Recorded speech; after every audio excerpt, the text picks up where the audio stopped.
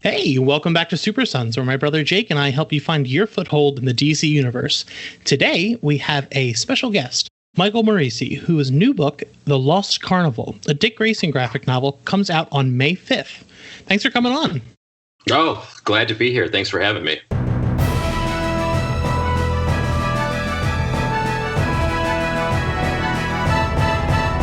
Very excited to have you. As Jake has kind of limited me, the plot has been my favorite comic maybe of the past 20 years. Wow. So I'm very, very excited to chat with you. Oh, amazing. Thank you. I'm thrilled. Yeah. I had to wear my plot shirt even though you can't see me. I wish I was wearing mine. We could have matched. We really messed this one up. Next time, we'll coordinate. Yeah. So, very excited to have you. We just have a couple questions for you, and it should be pretty fun. So, Jake and I are pretty hard-hitting journalists, so we always like to lead with a pretty tough question. So, what's your favorite sandwich and why? Oh, that's a great question. Let's see. My favorite sandwich is probably, it's probably the bacon turkey Bravo from Panera. And I love it because it has this tomato bread that it is just fantastic, and bacon. So right off the bat, bacon is one of my favorite things in the world. So you combine that with like a really good bread, and they have really good turkey, which goes to show how worldly I am. Is that like I'm like my favorite sandwiches from Panera.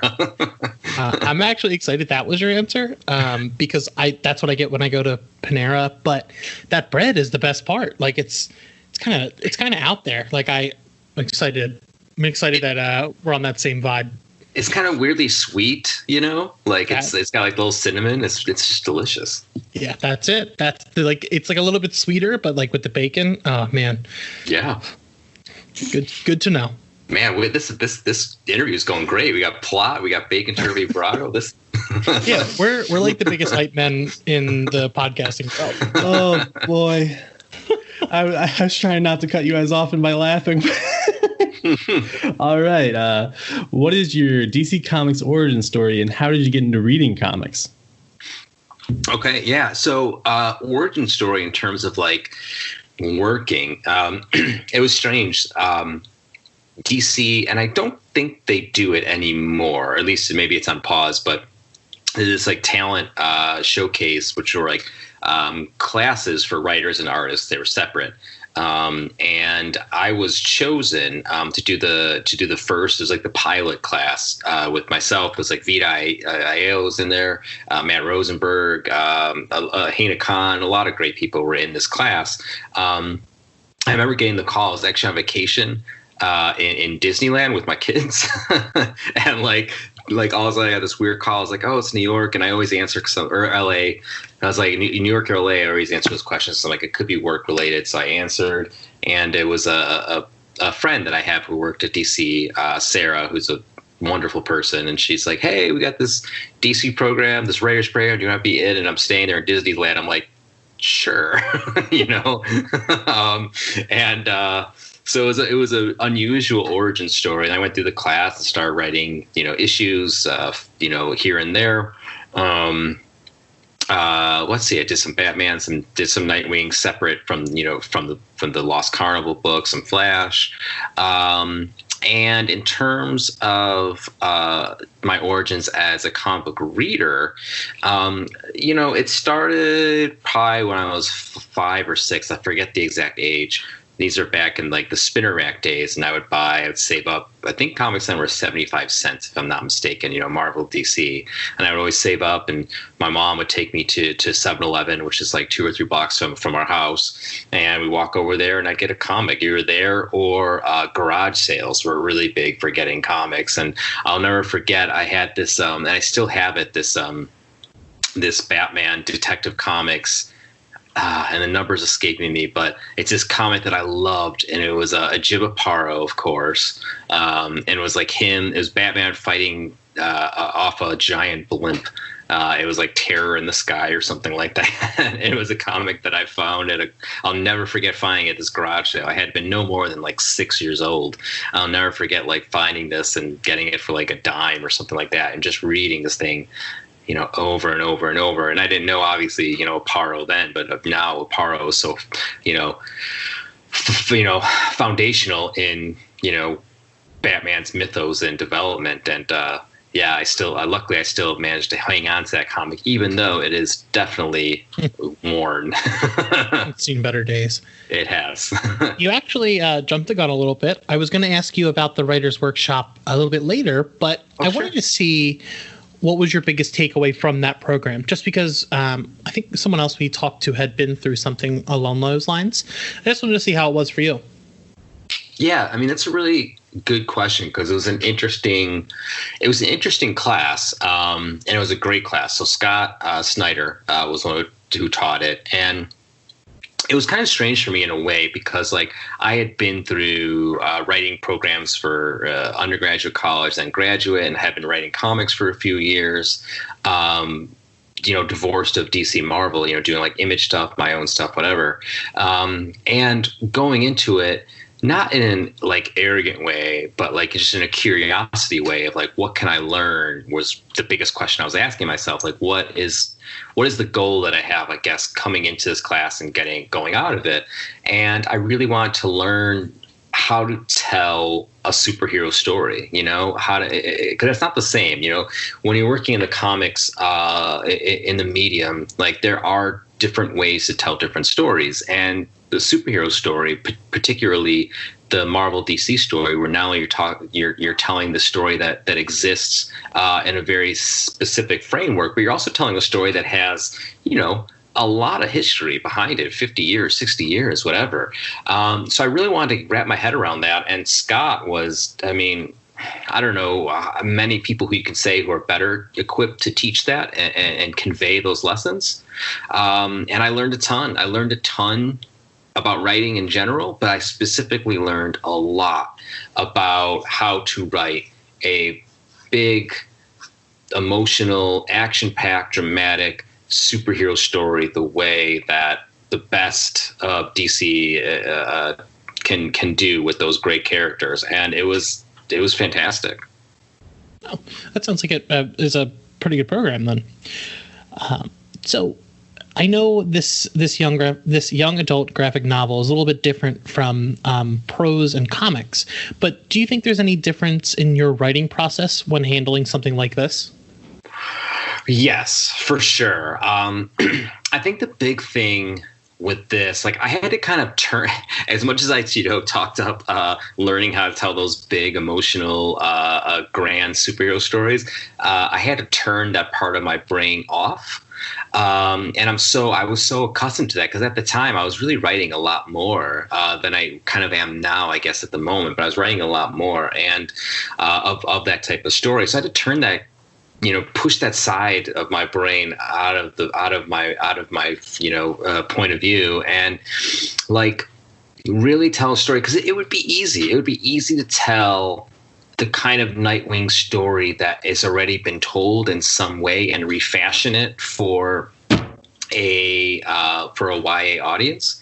And in a way I did that. I can't say that I reinvented Dick Grayson or Nightwing. But the fact of the matter is that like, this is for a different reader, and this is a different kind of story. And I really wanted to find a footing in the story that this needed to be, this specific, Lost Carnival story that wasn't just kind of a repackaging of the superhero mythos and tropes that, quite frankly, we all know and love. I wanted to make sure that I was endearing to those mythos, but also stake a course that was quite different and quite specific for the type of story that this needed to be, which is not the same as, Nightwing 48, Nightwing 52, whatever number in the catalog. And that was important to me. And I really had to, think about things in a different way to achieve that. You've written books and comics in nearly every genre, from everything from science fiction to thrillers. Does your writing process change from genre to genre? And what genres did you focus on when in on for Lost Carnival? So yeah, in some ways my writing process does. I mean, the fundamentals will always stay the same in the way that I work. Like I'm really passionate about the craft. That's why I do this. That's the most important thing to me. I love writing. I thoroughly love writing. I love the process of it. I love the result. I love the product. But I especially love the craft, and I'm always trying to work to hone and improve and sharpen that craft. So I'm a craft first person when it comes to writing. So when I'm sitting down to actually do the work, it stays, while I am trying to evolve, it stays pretty similar in terms of I'm a thorough outliner. I do a lot of my work front loaded before I get to writing a novel or writing a script or whatever. I want to know what the story is, start to finish before I, earnestly put pen to paper. So that part stays, pretty consistent. Now, when thinking about Lost Carnival and thinking about genre, the thing that really appealed most to me was a sense of romantic mystery. I thought a lot about for some obvious reasons, but for some not so obvious reasons, the Night Circus, just a fantastic and brilliant novel that came out a few years ago. I forget how long, but while on the surface you look at a novel like that and there is a sense of like we said, romance and mystery, there also a sense a deep sense of wonder at the, I guess you can say, at the magical or at the supernatural. And I wanted to convey that in Dick. This is Dick's first encounter with something otherworldly. He runs into this Lost Carnival, which is has some, I don't want to give away too much, but some elements of the supernatural in it. And I wanted him to approach that not as again, going back to what I said before, not as the Dick we know who's, kind of seen it all, but as a 16-year-old kid who hasn't seen this kind of stuff and still has that youthful sense of amazement and curiosity and imagination and wonder at what he's encountering and what his experiences are. And I really felt that in the Night Circus, and I really want to have that be part of this book. I thought it was important for Dick in a way to really show that this is not the same, Grayson that we know as an adult, but see those seeds planted into the person we know he becomes. So is there anything that draws you to Dick Grayson, as a character? Oh, yes. I mean, so my writing tends to have, at times, it depends. I work in different genres. I oscillate also in different tones, but one of the things I like to write is having some levity and having some fun. And I always think Dick, or we could say Nightwing is fun Batman. He's Batman. I mean, they have essentially the same origin, murdered parents and finding their way after that and, becoming vigilante and evolving and growing.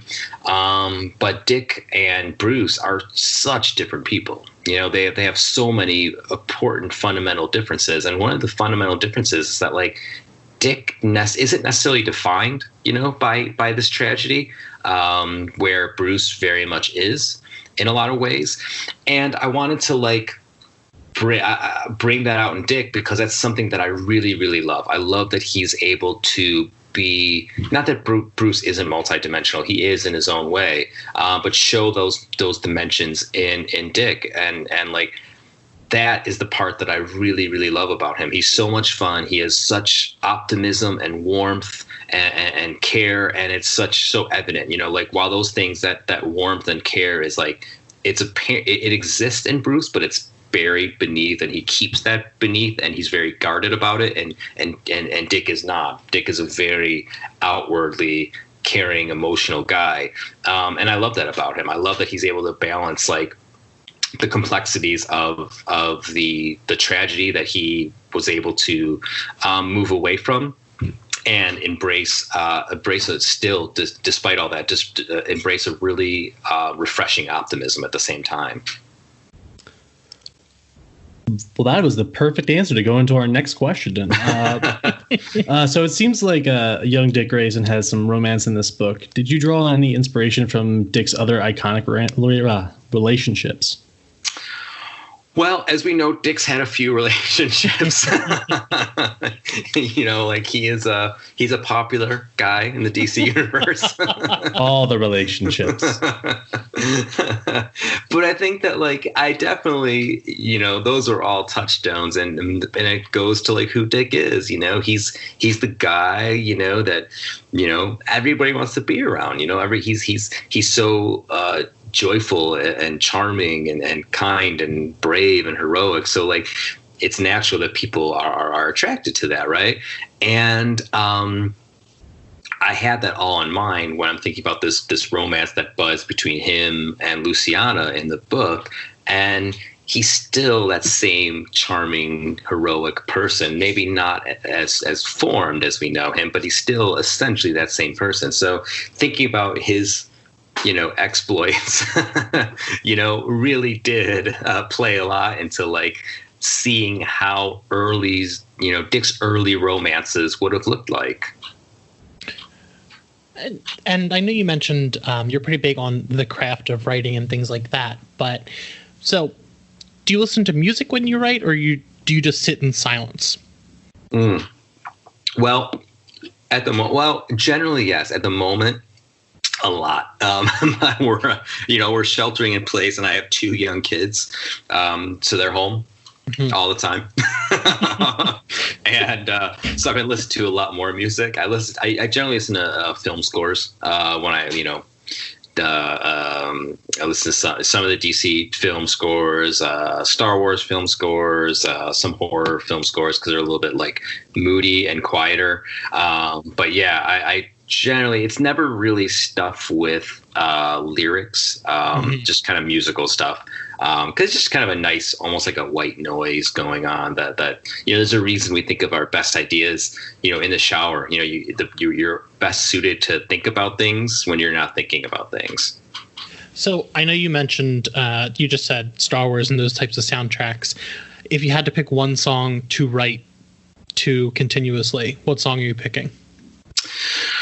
Oh, probably the Duel of Fates from Star Wars. It's so awesome. I mean, the best. There's no other answer. Yeah. Right? There's no other answer. It's really hard not to start singing it too, like the. Right. Hi, welcome to Super Sons. We're singing. Wouldn't be the first time. Yeah, we have written original music. Did. All right. And I apologize because I'm probably going to butcher this name. But what was it like to work with illustrator Sass Millage on this book?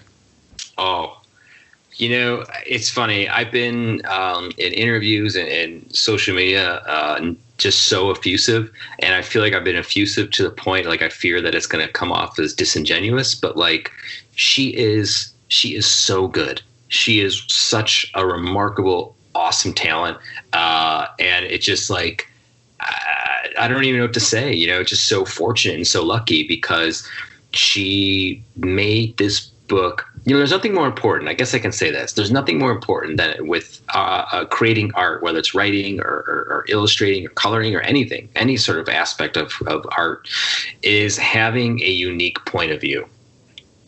Especially in this industry where every story's kind of been told already. And it's really, really the magic and the alchemy is the manner and comes down to the manner in which you tell it. And she has a tremendous point of view. She makes these characters her own, but still feel totally, I guess for lack of a better term, loyal to who they are, to Dick Grayson. And the characters she created, the new characters like Willow or Luciana, are all have so much vibrancy in life. She has that gift that you really, again, I can't say enough, that you really can't teach. But it when you see it, and it's having a unique point of view. And she has a tremendous point of view. She's an excellent storyteller, and she just did absolutely wonderful work. She's the star of this book, as far as I'm concerned, and I thoroughly, truly mean that. And it was just nothing more. nothing I can say other than it was just a joy to collaborate with her and watch her be as amazing as she is. And how was it with the full team, your whole art team, to bring more of like a retro vintage feel to the book?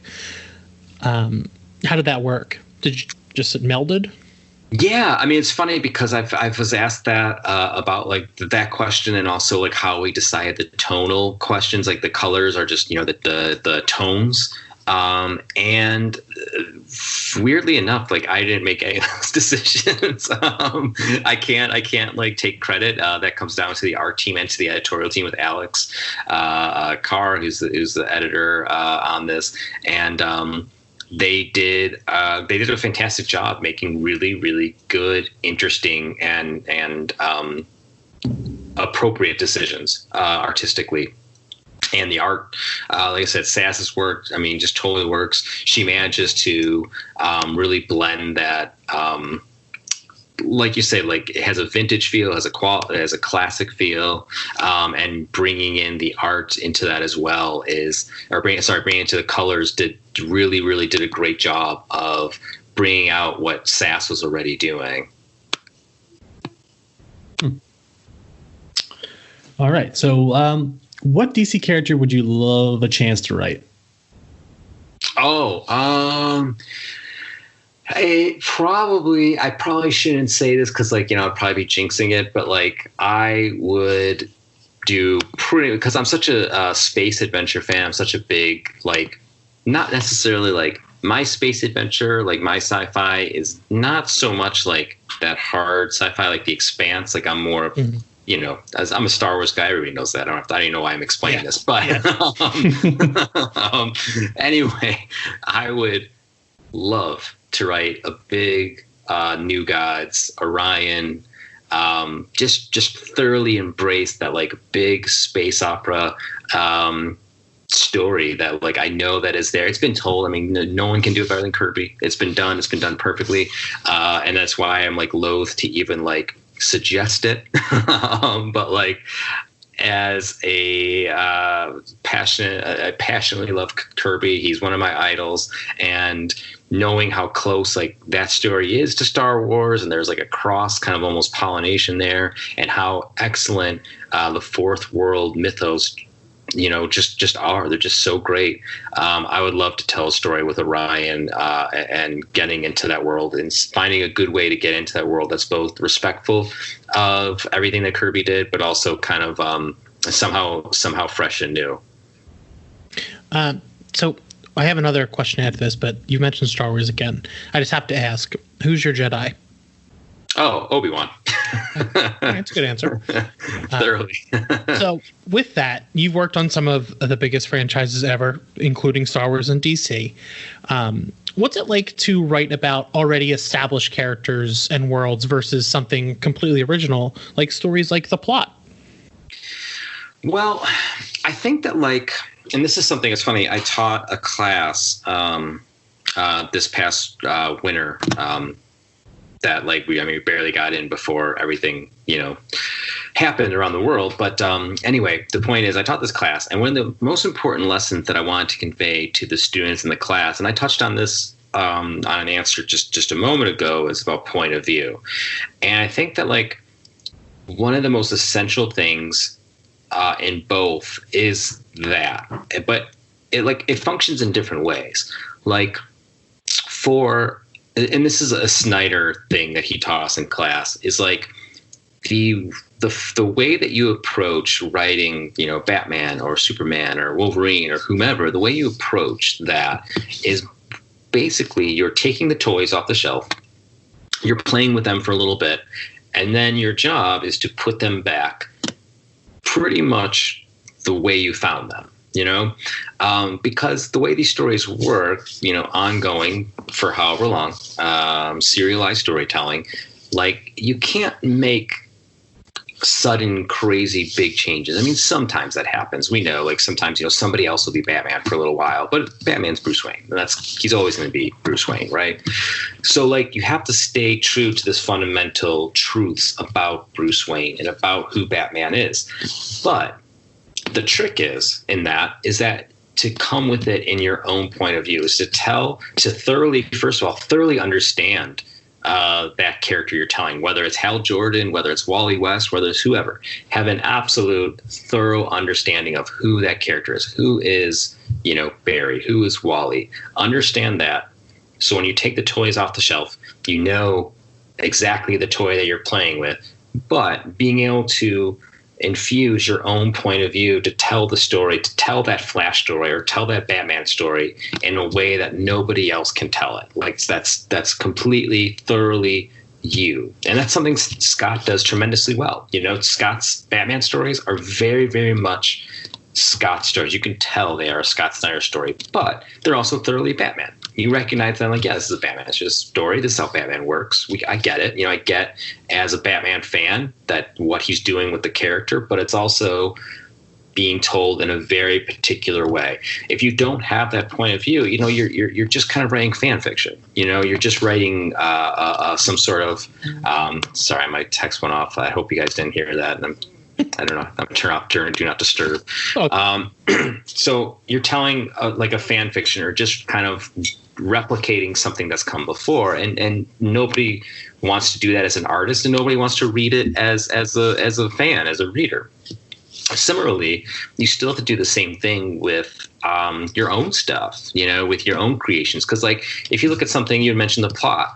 Like if you look at the plot, while it is to me a really intimate story and a really personal story, at its core, it's really just a haunted house story in so many ways. And that's not something that's not a story that's never been told. There's, Haunted Hill House came out, last year, like there was what was that one movie, The Turning, the haunted house, film that came out 2 months ago.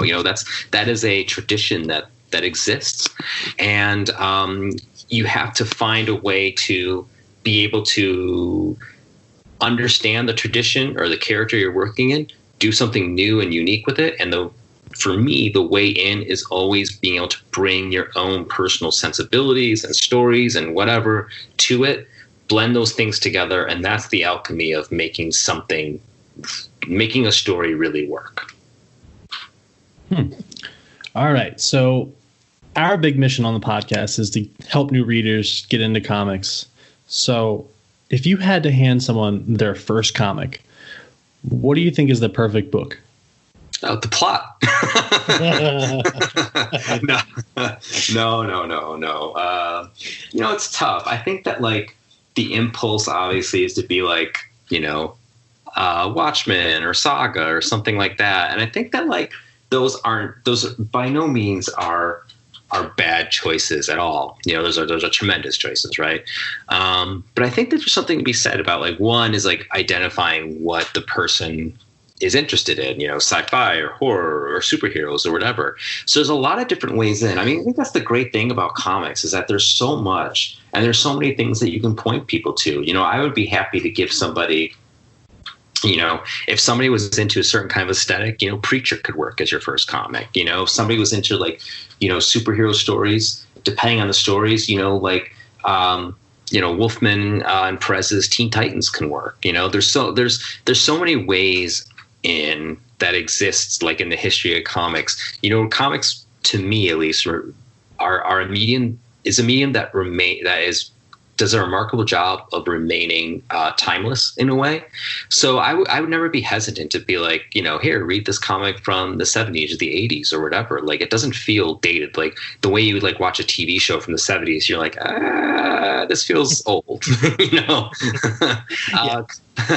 But comics don't feel that way, at least to me. I could still pick up, like I said, like new, Teen Titans. That still feels, at least to me, remarkably fresh. It still feels new and fun and exciting. But yeah, I mean, I guess it depends on what the person would want. And I think there's a lot of good options that exist. Yeah, there's the touchstones that are good too. But like, if someone's a horror fan or something like that, Alan Moore's Swamp Thing, or Six Gun from Cullen Bunn is great. There's a lot of good options that like, I think that like, it's just a matter of getting that right book in the right hands. And, you get a fan for life, I think. Yeah, that's a great answer. Pretty similar to Marv Wolfman's that we had during our last interview. That it really depends on the person you're giving it to. So I think we're going to have to retool that question anyway. Yeah. So, is there any positive trends you've seen in comics, the comics themselves, the industry, or the whole community as a whole that you'd like to see more of? Yeah, I mean, we are in an unusual time right now in the industry, and there's a lot of challenges right now. There's a lot of like uncertainty, a lot of concern and worry, and that's tough. That's really, really tough. But at the same time, I see a lot of publishers who are able to think quickly and think on their feet and are taking chances that I don't think that like they would have naturally taken on their own. Like I think that like we've all recognized that distribution is a problem. I would never. I have no intention of like demonize. Yeah, it's tricky. Yeah, you don't want to make them mad. No, I don't. Diamond, you guys are doing great. Oh, totally. Oh boy. But no, I don't want to demonize anybody at all. But I think it's interesting to look at like there's ways in which the model that we had before things shut down can still absolutely thrive and function. Like there's no doubt in my mind. But I think that like now it's like people are recognizing, oh, we can do that plus this. Like we can, like I work with Axel Alonso's company, AWA, doing a book there, and they're starting to put their books on Webtoon and Topless, and those are like some of those books have like you look at the readers, it's in the millions. If you were to forge creative partnerships, like that can be a really beneficial thing to publishers, to DC, to Marvel, to comic shops. Like the biggest question right now in my mind, and I see this being embraced, is not about how we break and restructure how we do things. I don't think that's the question. I think the question is simply how do we expand the readership base? Like how do we get more people to read comics? Because this is the hill that I will die on, that like people want to read comics. Like they spend billions of dollars to see comic book movies. Manga sells like crazy. Manga sells like crazy. Dogman sold 12 million copies last year. 12 million over 2 books. Like that's insane. People want to read comics. The positive thing that I see is the recognition that people want to read comics, and now our kind of slice of the comics pie, recognizing, oh, okay, people want to read comics. The problem is not a content problem. It's not any really problem, except we're not reaching them. And that is the thing that has to be solved. And I think that's starting to evolve and change a little. I think especially with these DC young graphic novels and things like that are aimed at different audiences, having those in bookstores, I just wrote a big article on this. So I did a ton of research, and like, as you said, Dogman, that book sells like hotcakes. And I'm like, wait, this is the Captain Underpants guy, isn't it? Yeah. But it's just like, there's so many different audiences that aren't being touched with the direct market. So it's stuff like this, like your book that's coming out is where Jake and I have talked about it many times, how excited we are about those things, just because it gives someone who wouldn't normally step into a comic book shop a book in their hand. Yeah, and I love that. And I think we need to get over the idea that it's competition. Like the same thing like digital, like retailers get very concerned about digital pricing, and we get very concerned about stuff being released in Walmarts, and we get concerned about stuff that's being tailored for bookstores. It's like, guys, everyone, that's not competition. That's building readers. That's reaching new people. Like that is a good thing. That is get more people. Like the more people you reach, and the more people that have word of mouth and recognize that these stories are being told and where to get them and that they exist. Like that is a very, very positive thing. All right. Is there anything you wish people would ask you about in interviews that you normally don't get asked about? Yeah, nobody talks about Star Wars enough. No.